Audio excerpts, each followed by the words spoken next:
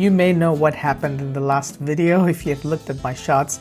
So I messed up with all these mouse pictures, but this time I'm going to try again to build the same mouse with the 4 images. Okay, so that's the front view, left view, right view, and back view.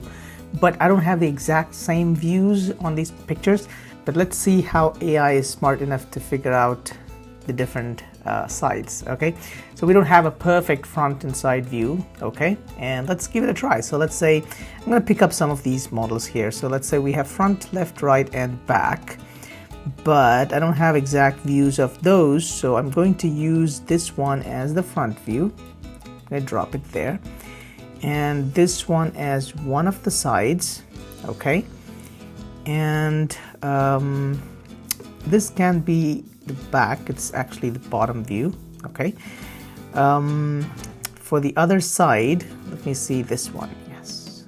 Okay, so these are not perfect, so let's see what AI can come up with. Okay, so we're gonna give 55 credits for that. Let's see, not generating parts. I think all the other settings are going to be the same. So I'll hit generate.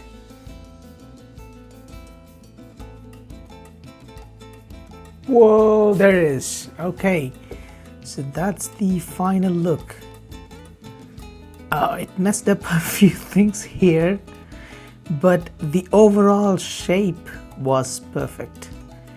It was lacking a lot of details, as even after I gave all these image, but I think it got the overall shape based on the model, even if the side images that I've given is not the exact side of these images and not in the same way as well. Okay, so but it still got it somewhat perfect, the overall shape.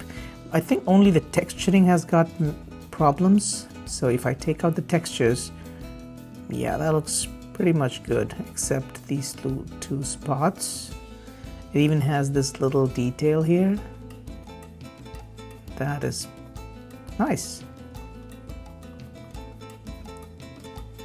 All right, so even if you don't have the perfect front view and side view or back view, whatever 4 different views that you have, it is able to manage most of the work. But it didn't figure out that this picture belongs to the bottom, so that hasn't come up exactly as it was required. Okay, so now let's do one more step today, and let's just bring this into Maya and see how it looks. Okay, so I'm going to export this from here to Maya, so I'll go to the export option, and we don't have a default setting here for Maya.